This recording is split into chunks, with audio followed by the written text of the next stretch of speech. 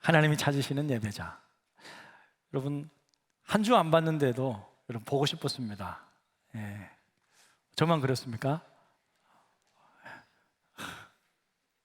별로 안 보고 싶었습니까?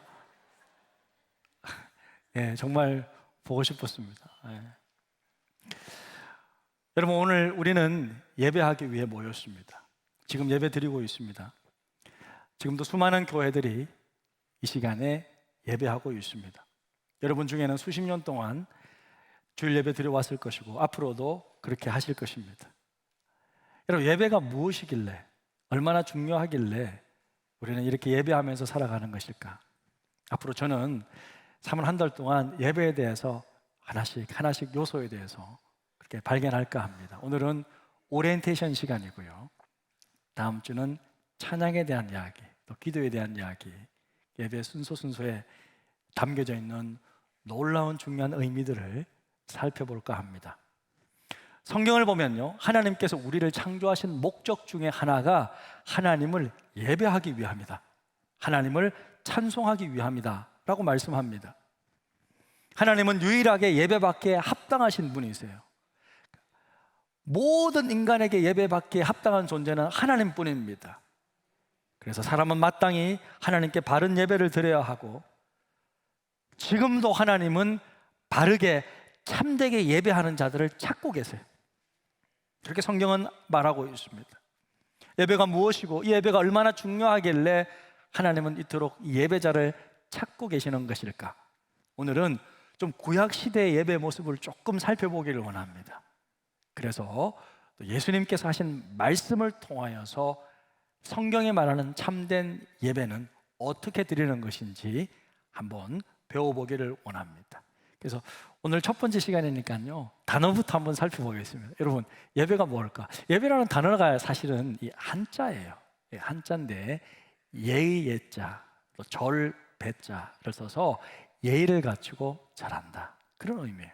한자입니다, 실은. 영어로는 이 예배를 worship이라고 하죠. worship이라는 것은 두 단어의 합성어인데 worth, 그 다음에 ship, 그 다음에 이게 그래서 가치, 그러니까 가치가 있는 분께 최상의 가치를 올려드리는 것이다. 그러니까 우리에게는 하나님이죠, 그렇죠? 하나님께 최상의 가치를 드리는 것이 예배다. 그 성경에서 그러면 뜻하는 예배의 의미는 뭐냐면 정말 많습니다. 많지만 대표적으로 시편 95편 6절에 보니까 이렇게 말씀하고 있습니다. 오라, 우리가 굽혀 경배하며 우리를 지으신 여호와 앞에 무릎을 꿇자. 그러니까 나를 만드신 주인 앞에 무릎을 꿇는, 그러니까 엎드리고 경배하는 행위가 바로 예배다 라고 우리가 성경성의 의미를 좀 찾을 수 있을 것입니다. 그리고 이 예배에 대해서는요, 신학자들마다 또 교단마다 그 의미가 조금씩 다르게 표현하고 있는데, 저는 다양한 그 의미 속에서 저는 여러분들에게 이렇게 예배를 좀 가르치고 싶습니다. 그것은 뭐냐면 예배는 하나님을 만나는 것이다. 1차적으로 물론 수많은 의미가 있지만 그 중에서 가장 중요한 것은 하나님을 만나는 것이다. 왜냐하면 예배 중에 하나님을 만나지 못하면요, 그것은 그냥 예배가 아니라 이벤트나 쇼 프로그램 받게 될 수밖에 없기 때문에, 순서가 매끄럽고 좋은 예배당에서 좋은 말씀을 듣는다 할지라도 그 속에서 하나님과의 만남이 없다면 무슨 종교 행위는 될 수 있을지 모르겠지만 예배라고 말할 수는 없습니다.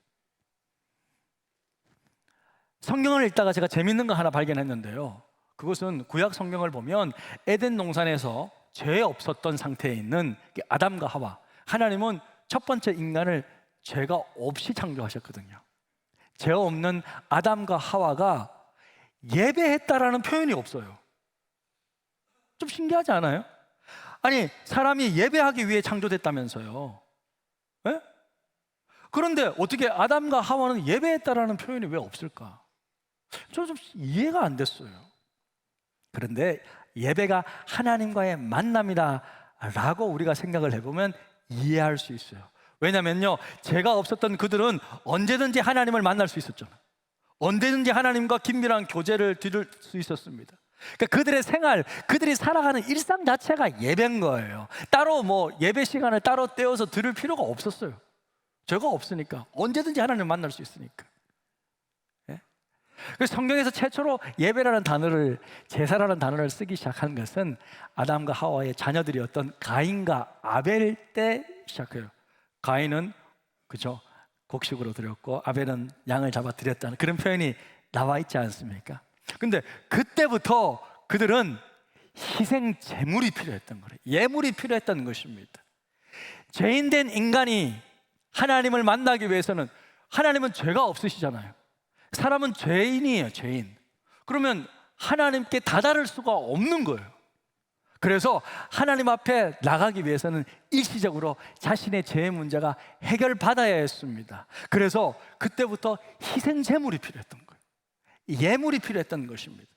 하나님은 그래서 출애굽 이후부터는 말씀을 통해서, 율법에서 너희들은 이렇게 예배해야 된다, 제사해야 된다고 명확하게 알려주고 있는데, 자, 출애굽기 29장 42절 43절 중요한 말씀입니다. 우리 같이 한번 읽겠습니다. 이는 너희가 대대로 여호와 앞 회막문에서 늘 드릴 번제라. 내가 거기서 너희와 만나 내게 말할, 내가 거기서 이스라엘 자손을 만나리니 내 영광으로 말미암아 회막이 거룩하게 될지니. 자, 예배가 만남이라 그랬죠. 자, 어디서 만난다고요? 하나님이 거기서 만나는데, 거기가 어디입니까? 거기라는 것은 여러분, 예물과 제물을 올려드리는 성막의 제단이에요. 그게 예물을, 제물을 올려두고 그렇게 자기의 죄 문제가 일시적으로 해결될 그때 하나님은 만날 수 있었다는 거예요. 그러니까 이게 구약 제사의 핵심인데, 제물을 제단에 드림으로써 하나님이 이스라엘 백성들과 만남이 이루어지는 것이 구약의 예배입니다. 이게 예배예요. 자, 그렇게 만나면 어떻게 될까? 만나면요, 서로의 관계를 확인했어요. 하나님과 이스라엘 백성의 관계를 확인했단 말이에요. 바로 그 예배 다음에 구절이 45절 46절인데, 내가 이스라엘 자손 중에서 그들의 하나님이 되리니 그들은 내가 그들의 하나님 여호와로서 그들 중에 거하려고, 그들 중에 함께 있고 싶어서 그들을 애굽 땅에서 인도해낸 줄을 알리라. 나는 그들의 하나님 여호와니라. 하나님은요, 이 예배, 이 제사를 통해서 이스라엘 백성들과의 관계를 확실하게 해 두었습니다. 예배를 통해 너희는 내 자녀가 되고 나는 너희의 하나님이 된다. 할렐루야. 오늘날도 마찬가지예요. 우리는 지금 이 시간 예배를 통하여서 나와 하나님과의 관계를 확인하는 거예요. 하나님은 우리 아버지, 찬송받으실 나의 구원자, 내 삶의 이유, 내 존재 이유 되신 아버지 하나님과의 관계를 이 예배를 통하여서 확인하는 거예요. 예배를 통해 하나님과 바른 자리를 찾는 거예요. 할렐루야. 자, 이렇게 이스라엘 백성들이 성막에서, 제단에서 이렇게 예배를 쭉 드렸습니다. 드렸는데 그래도 문제가 생겼어요. 무슨 문제가 생겼습니까?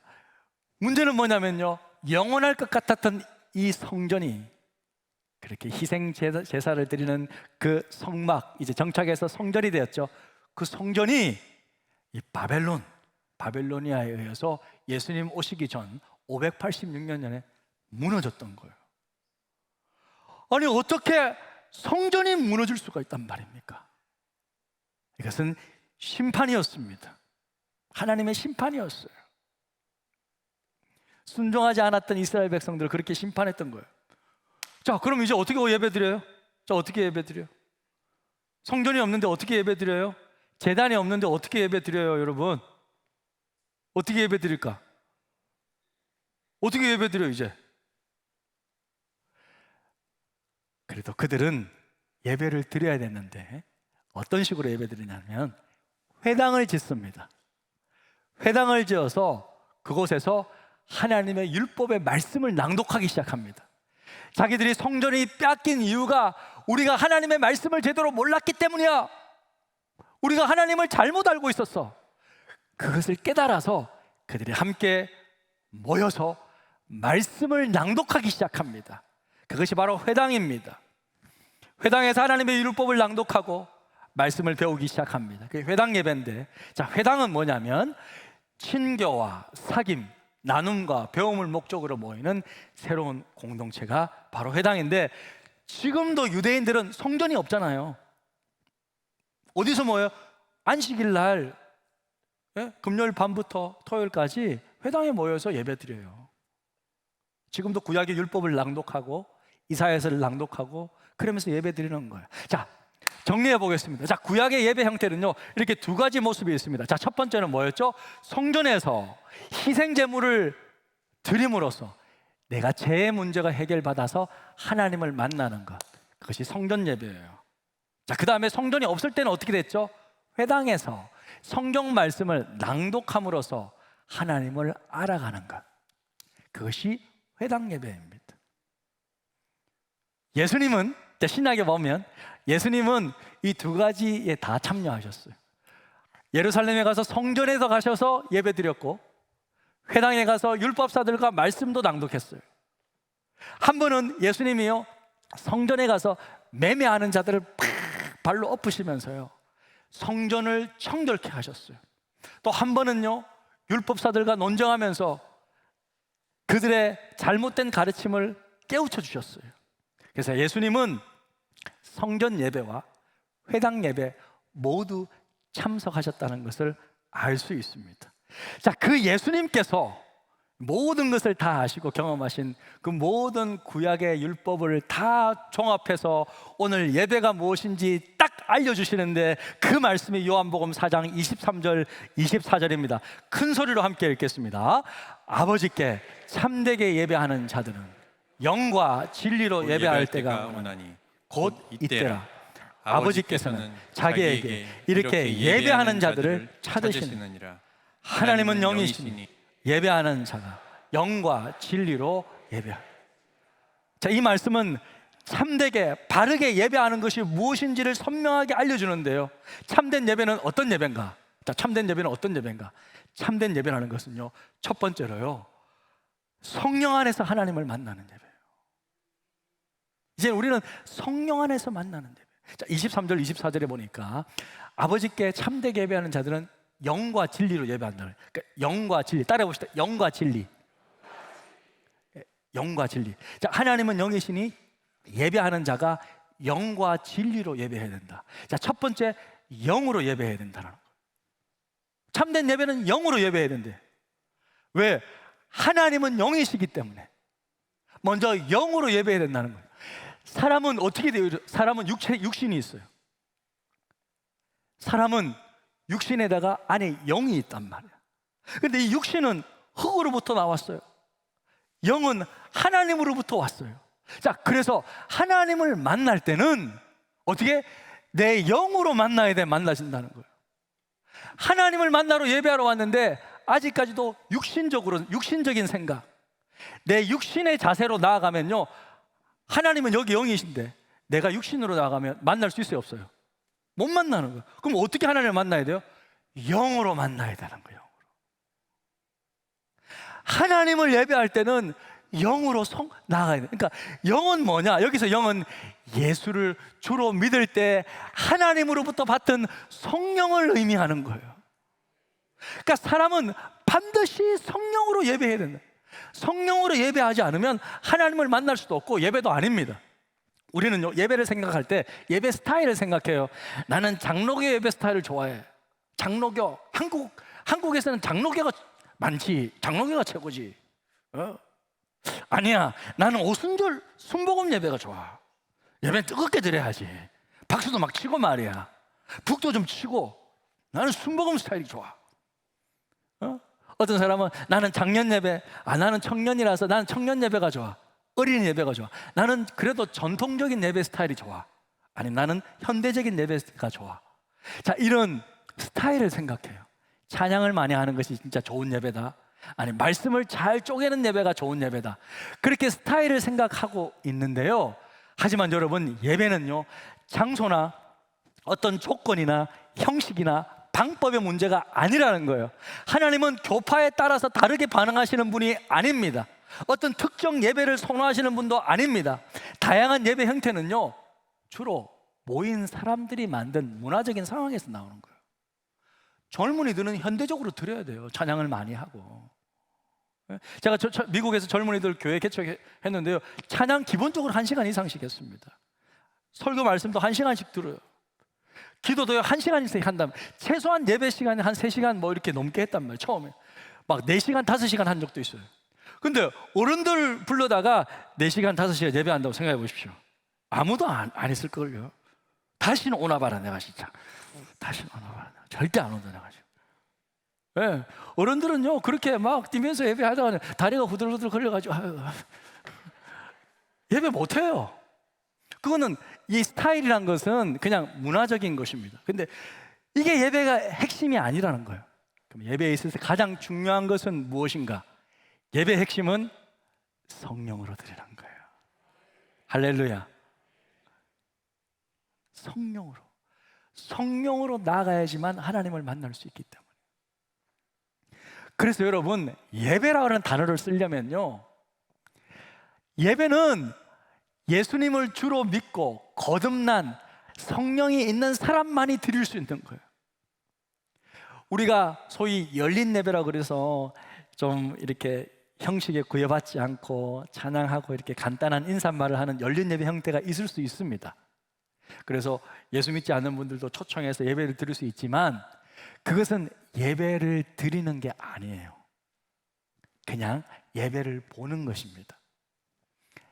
이 세상의 모든 예배는 예수 믿는 하나님의 자녀만이 드릴 수 있는 닫힌 예배예요.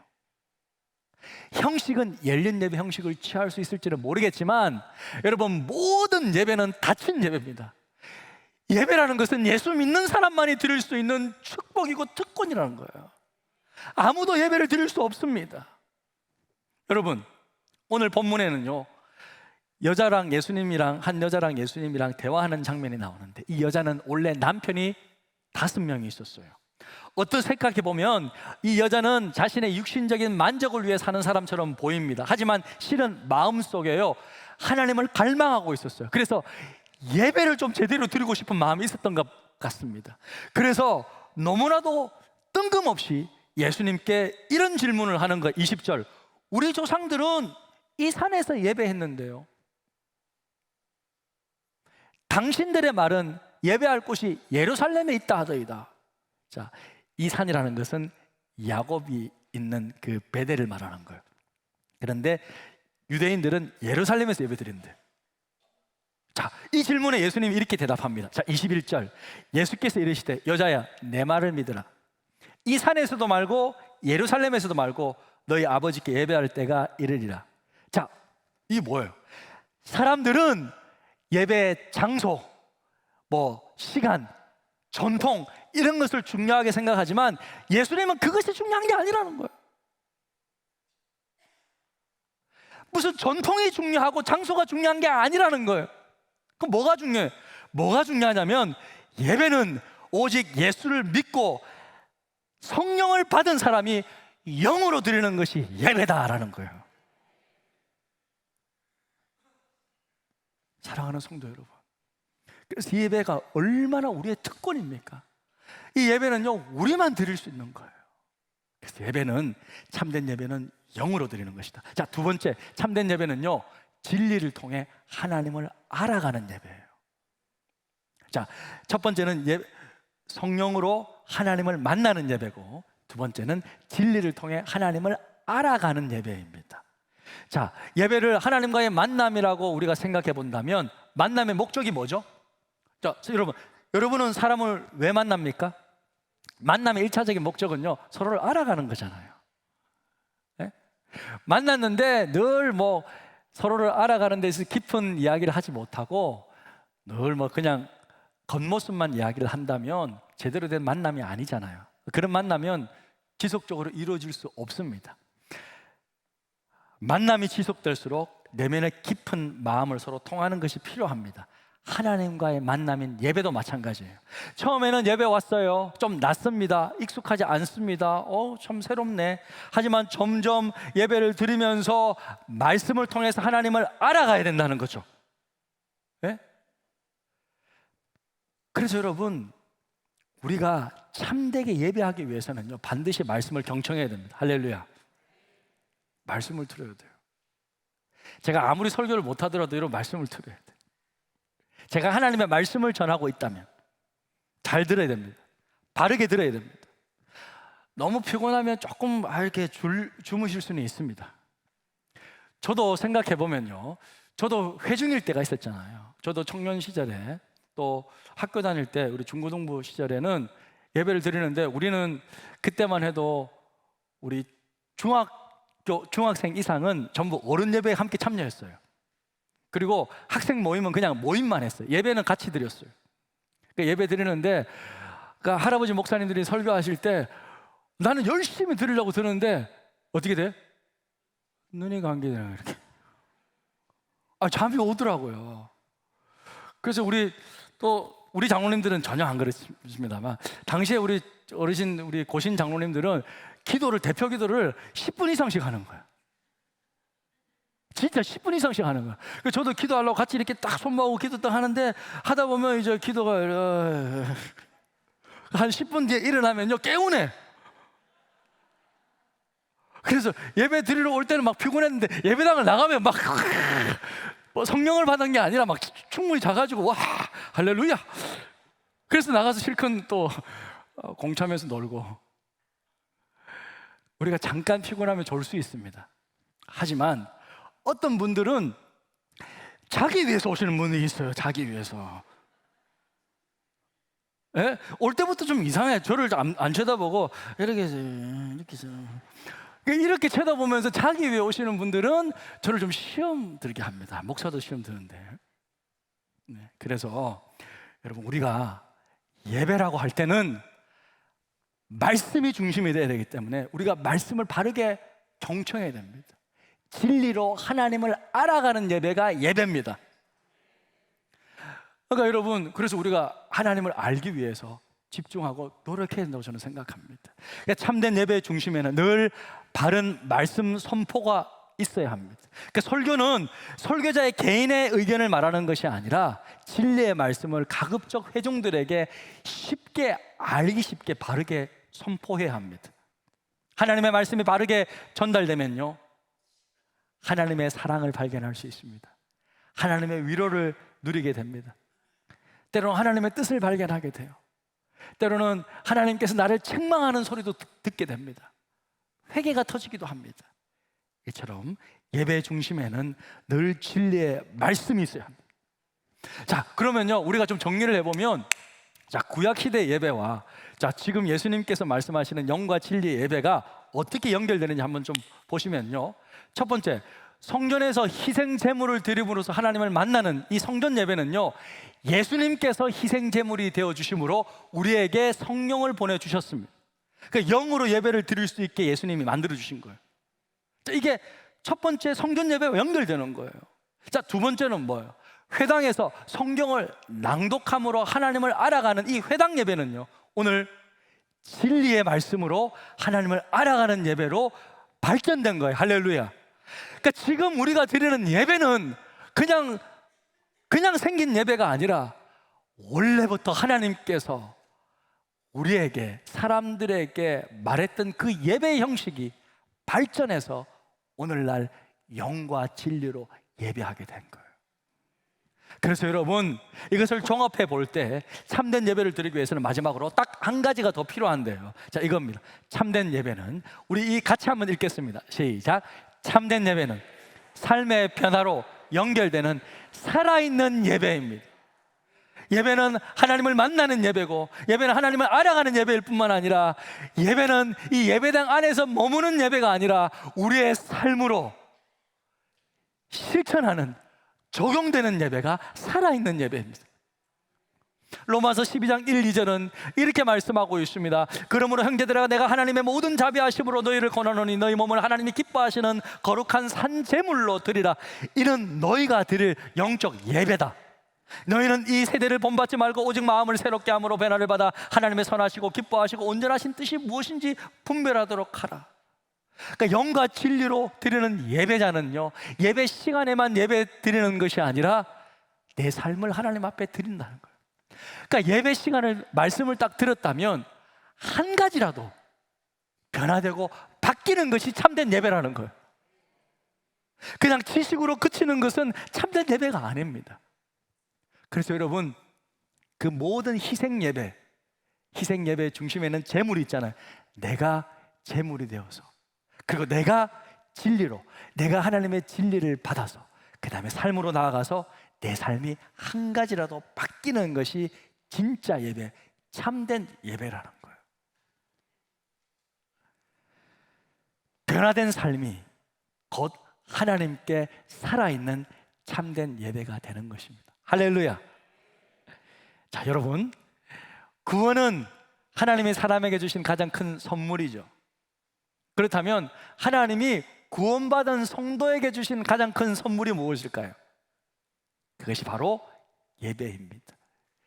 예배는요, 구원받은 하나님의 자녀들이 누릴 수 있는 가장 큰 선물이에요. 우리가 누릴 수 있는 최고의 선물은 예배입니다. 예배. 네? 믿는 자만이 누릴 수 있는 특권이에요. 우리만이 누릴 수 있는 가장 큰 영광이에요. 여러분, 지금도 하나님은요, 참된 예배자를 찾고 계십니다. 누군가가 나를 찾고 있다는 것 영광스러운 것 아니에요. 대통령이 나를 찾는다. 대통령이? 여러분, 하나님은 만왕의 왕, 만주의 주시잖아요. 그 하나님이 나를 찾는다. 어떻게 해요? 내가 참된 예배를 드릴 때 하나님이 나를 찾아주신다. 나를 찾아주시고 나를 도와주시고 나와 함께 계신다. 사람이 어떻게 하나님을 감동시킬 수 있습니까? 사람은요, 부족한 것이 많기 때문에 어떤 사람에게 꼭 필요한 것을 선물해주면 기분이 좋아, 감동을 받아요. 근데 하나님은요, 부족한 것이 없기 때문에 우리가 뭔가를 드려야지만이 하나님의 감동받는 게 아니에요. 근데 유일하게 하나님이 감동받는 게 딱 한 가지가 있는데, 하나님은 예배를 통해 감동을 받으십니다. 하나님은 솔로몬의 1,000번제를 받으시고 너무 감동이 되어가지고, 솔로몬아, 내가 너에게 무엇을 줄까? 너에게 무엇을 줄까? 내가 너무 감동이다. 네가 이렇게 나를 예배했느냐? 1,000마리의 양을 바쳐서 나를 예배했느냐? 하나님은 감동을 받으셨고 그에게 물었어요. 내가 도대체 뭘 줘야 되겠냐? 사랑하는 성도 여러분, 오늘도 우리는 온전한 예배를 통하여 하나님을 감동시킬 수 있습니다. 저는 영과 진리로, 그리고 우리의 삶으로 하나님을 예배함으로 하나님께서 여러분을 찾으시는 정말 진짜 참된 예배자 다 되시기를 주님의 이름으로 축원합니다. 우리 시간 말씀 생각하면서 우리 하나님 높여드렸으면 좋겠습니다. 하나님 앞에 모든 영광과 존귀와 능력을 다 올려드렸으면 좋겠습니다. 함께 찬양합시다. 모든 영광, 존귀, 능력 받으실 주 하나님, 우주 만물이 주 아래 엎드리네. 나의 반석, 나의 방패, 나의 힘이 되신 주, 내가 주님 앞에 무릎 꿇고 고백하리. 이렇게 고백합시다. 오직 주만 사랑해요. 오직 주만 주만 사랑해요. 나의 힘이 되신 여호와여, 내가 주를 사랑해요. 오직 주만, 오직 주만 경배해요. 오직 주만 경배해요. 오직 주만 경배해요. 나의 힘이 되신 여호와여, 내가 주를 경배해요. 오직 주만 사랑해요. 오직 주만 사랑해요. 오직 주만 사랑해요. 나의 힘이 되신 여호와여, 내가 주를 찬양해요. 오직 주만 사랑해요. 오직 주만 사랑해요. 나의 힘이 되신 여호와여, 내가 주를 사랑해.